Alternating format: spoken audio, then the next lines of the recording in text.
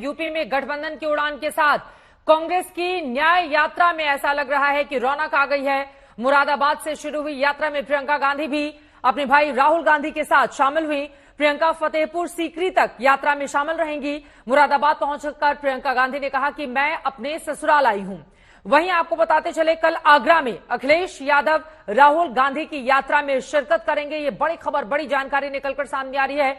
उत्तर प्रदेश में लोकसभा की 80 सीटें हैं, जिसको लेकर गठबंधन हो चुका है, ऐलान भी किया जा चुका है दोनों ही पार्टियों में। फिलहाल ये अलग अलग तस्वीरें दिखा रहे हैं। प्रियंका राहुल साथ साथ आप देख पा रहे हैं कि किस तरह से कार्यकर्ताओं के जरिए ये बताने की कोशिश की, जोश उत्साह उमंग के साथ लबरेज है कांग्रेस। प्रियंका को आगे किया। यहां पर राहुल गांधी ने न्याय यात्रा में समाजवादी पार्टी के कार्यकर्ता भी शामिल हुए। कल अखिलेश यादव भी शामिल रहेंगे। जब आगरा पहुंचेगी ये जो यात्रा है, तब न्याय यात्रा में भारी भीड़ भी देखने को मिल रही है। हाथ जोड़कर सभी का अभिवादन यहां पर स्वीकार करते हुए प्रियंका गांधी वाड्रा की ये तस्वीरें आपके सामने हैं।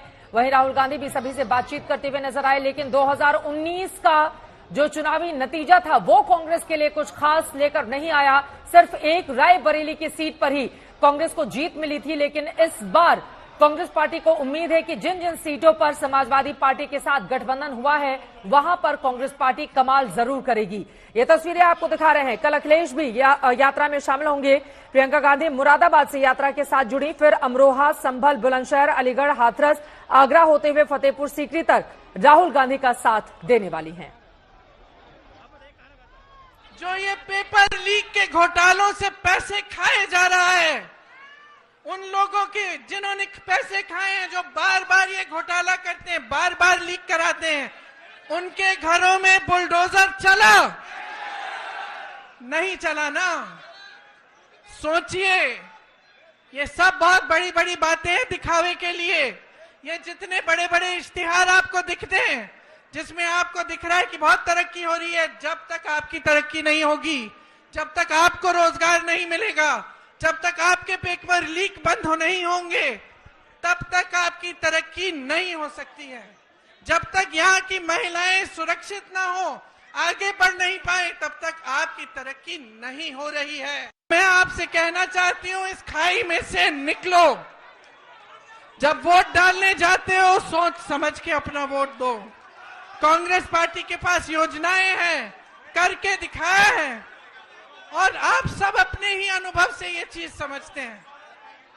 तो आज आपके बीच आकर मैं सिर्फ इतना कहूंगी कि जो भी वोट आप डालने जा रहे हो, बड़ी बड़ी बातों पे मत डालो, जो ऊपरी दिखावा है उस पे मत डालो।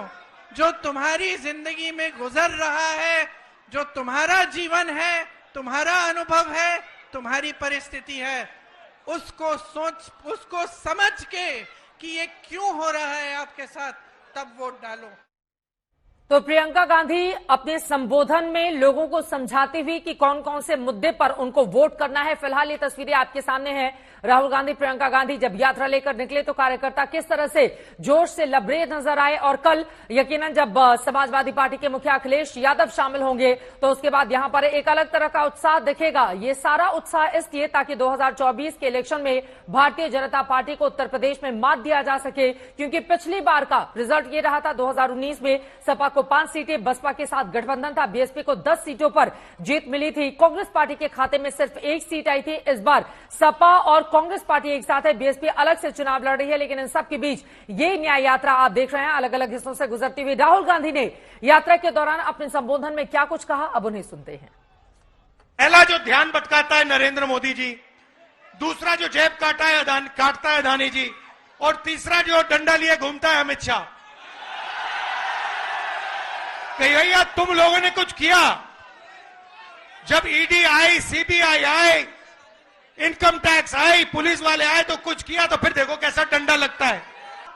बीजेपी का सिस्टम, एक व्यक्ति ध्यान भटकाता है, कभी आपको बॉलीवुड की बात बताएगा, कभी आपको उधर देखने को कहेगा, कभी सर्जिकल स्ट्राइक की बात करेगा, मगर ध्यान भटकाएगा आपका। उसके बाद पीछे से अदानी जी आएंगे, जेब काट जाएंगे, और दूसरी तरफ तीसरी साइड अमित शाह जी चुप ऐसे बैठे रहेंगे, देखते रहेंगे कि अगर किसी ने कुछ किया तो मैं दिखाता हूं। ये इनका सिस्टम है। मैं आपसे सवाल पूछना चाहता हूं, इस देश में पिछड़ों की कितनी आबादी है?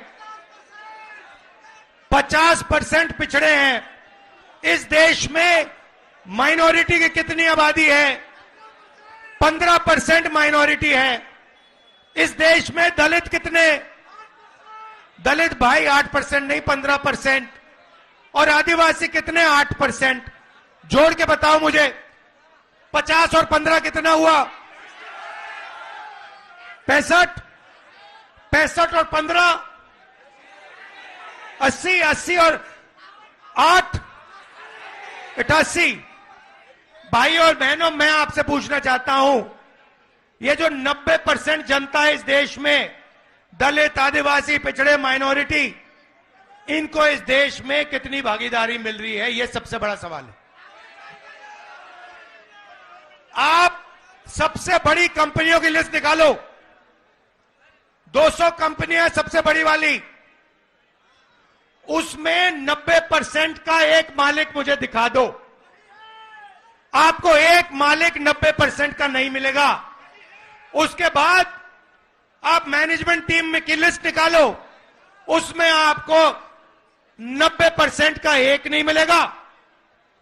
फिर आप कहो ठीक है, 90% हिंदुस्तान की कंपनी के मालिक नहीं बनने चाहते। मैं नहीं कहता, मगर आपने मान लियो कह दिया, तो फिर मैं आपसे पूछूंगा भैया ठीक है 90% के मीडिया में कितने? मीडिया में कितने? एक नहीं है।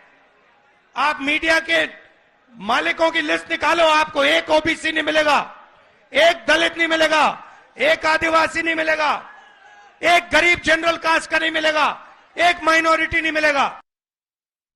अब सवाल यह है कि इन मुद्दों पर वोट मिलेगा क्या?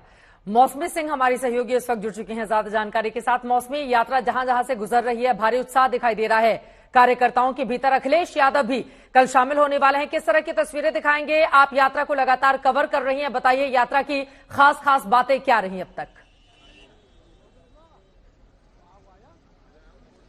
जी चित्रा, देखिए सबसे बड़ी बात तो यह है कि पश्चिमी उत्तर प्रदेश पहली बार एंटर कर रही है यात्रा। ये वो वक्त है जब जयंत चौधरी इंडिया ब्लॉक से चिटक गए हैं। यहाँ पे कांग्रेस के नेता जो है आचार्य प्रमोद कृष्णम, जो संभल के थे, उन्होंने एक कल्की धाम में प्रोग्राम रखा जिसमें प्रधानमंत्री नरेंद्र मोदी आए। तो कांग्रेस ये बहुत अच्छी तरह जानती है कि यहाँ पे उसकी सियासी जमीन क्या है।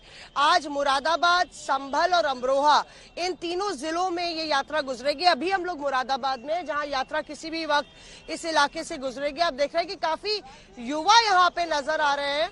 और राहुल गांधी की भारत जोड़ो यात्रा पॉइंट 1.0 और 2.0 ने एक चीज की है कि कांग्रेस ने कोशिश की है युवाओं से जुड़ने की, बेरोजगारी के मुद्दों को खड़ा करने की। कुछ युवा है, जल्दी से एक रिएक्शन ले लेते हैं। युवा कांग्रेस के साथ है, बहुत मजबूती के साथ है। युवा अब जो है बदलाव लाना चाहता है। बहुत बेरोजगार हो चुका है युवा, जहां मतलब पूरे भारत में कहीं ना कहीं से बेरोजगारी पे युवा आत्महत्या करता हुआ नजर आ रहा है। अभी हमने कन्नौज एक युवा ने आत्महत्या की है। तो आप बताइए कि अखिलेश और राहुल गांधी दोनों साथ आएंगे तो कुछ हिट होगी जोड़ी? पिछली बार फ्लॉप। यस मैम, हिट होगी मैम। थोड़ी सी सीटें ज्यादा मिलेंगी और बदलाव आएगा, क्योंकि हमारे यूपी में जो वोटर्स पाए जाते हैं मैम, समाजवादी के ज्यादा पाए जाते हैं। और अगर वो राहुल गांधी के साथ अगर मिल जाएंगे तो हमें थोड़ा फायदा मिलेगा। और मैम अगर बेरोजगारी की बात करें तो 2020 से लेकर 2024 में सबसे ज्यादा बेरोजगारी का रेट बढ़ा है इन 4 सालों में। बेरोजगारी चुनावी मुद्दा है। हाँ, बेरोजगारी चुनावी मुद्दा है, चुनावी मुद्दा है। देखिए यहाँ पे चित्रा, ये युवा उनके स्वागत के लिए खड़े हुए हैं। और दिलचस्प होगा, आज पहली बार प्रियंका गांधी वाड्रा राहुल गांधी के साथ नजर आई हैं।